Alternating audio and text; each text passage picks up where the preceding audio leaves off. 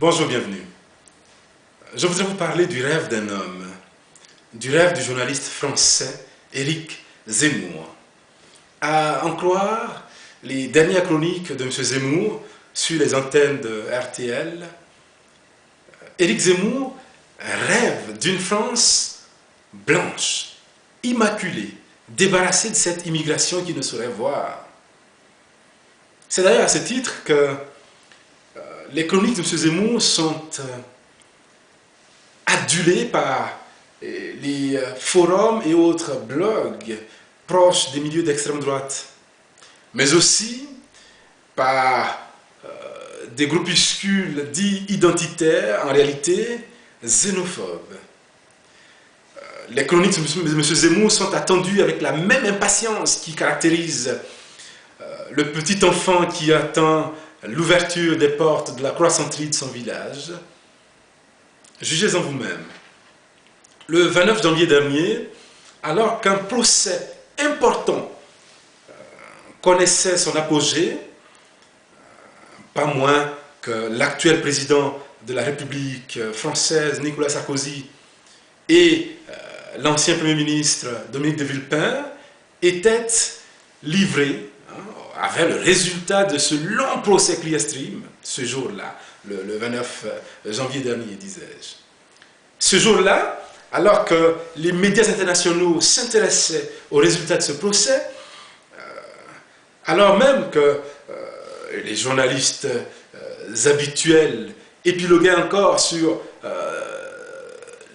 le déficit abyssal de ce gouvernement français, M. Zemmour, du haut de son grade de grand reporter pour Le Figaro, a choisi une thématique particulière. M. Zemmour a choisi de revenir sur une initiative, une collecte de signatures, une collecte, somme toute, intimiste, assez méconnue du grand public, une collecte initiée par l'ex-footballeur français Lilian Thuram.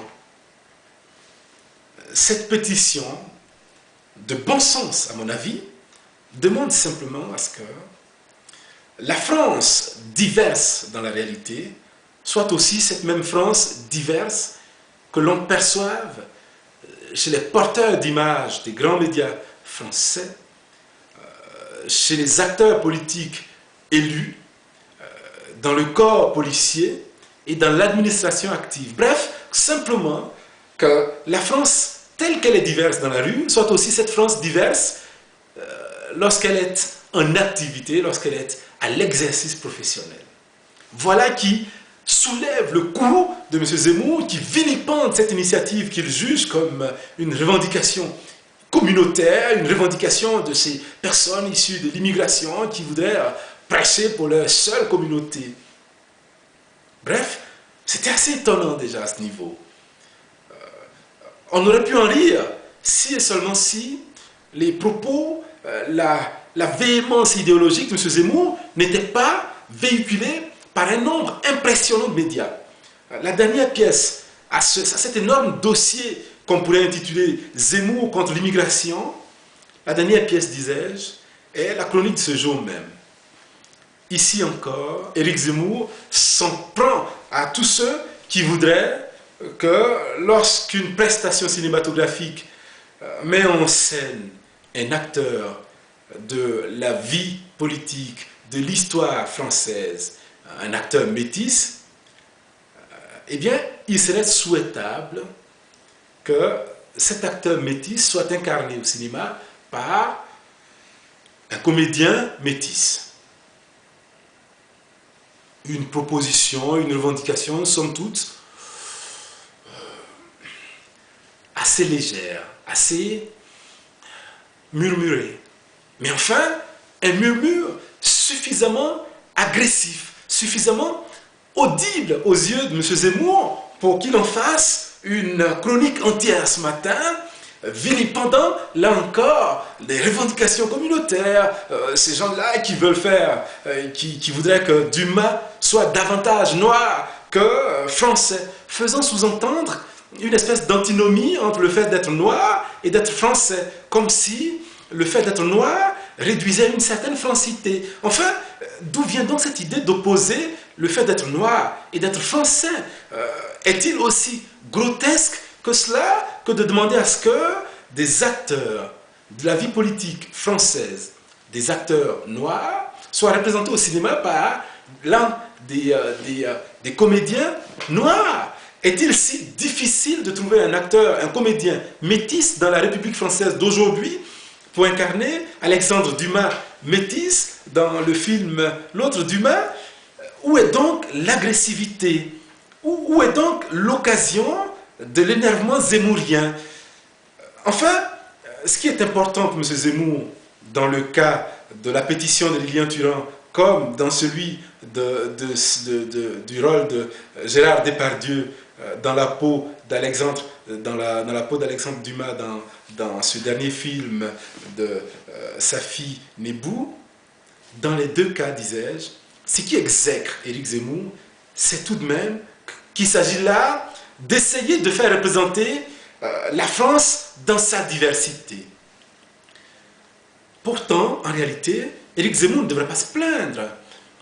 Il est actif dans des médias qui sont absolument débarrassés de tout chroniqueur noir. J'entends, après la disparition de Stéphane Poquelin dans l'émission de Laurent Ruquier, on a tout essayé. Les médias, les grands médias publics français ne comptent aucun chroniqueur noir. Je parle de grands médias publics français, hein, au-delà des médias d'outre-mer. Enfin, les médias de la métropole française ne comptent aucun chroniqueur noir. Hein.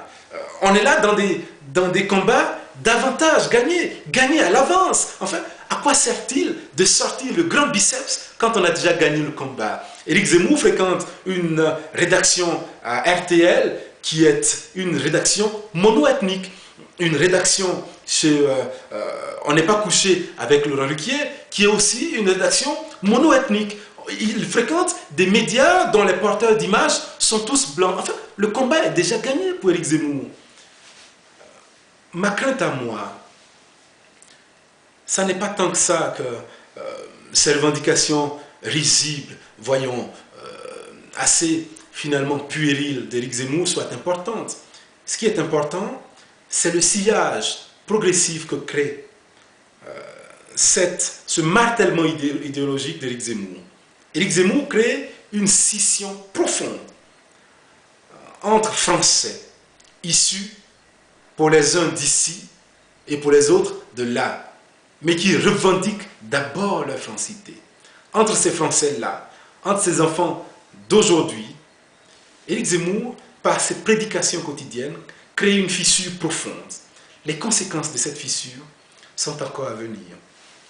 Mon avis à moi, ce qui m'importe, c'est véritablement de se battre pour que notre cohabitation soit véritablement pacifiée, soit possible, soit amicale. Voilà mon opinion. Elle peut être perçue comme angélique, comme fleur bleue. Sincèrement, je la préfère. Merci infiniment de m'avoir suivi. À bientôt.